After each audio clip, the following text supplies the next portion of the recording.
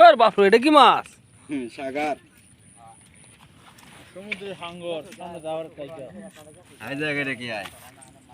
হ্যাঁ মাছ একটাই। এর জন্য আমার দুই জেলাতে বগলাই আলু হালাড়া ওরে নেওন কি বা দেখতে দিলাম কেন 1 কেজি মোবাইলটা দা 1 কেজি উঠব। আরে তুল হান তুই দিতাম না নে বেস্তি দি মইরা দিতে না হালাড়া বা ওখানে গে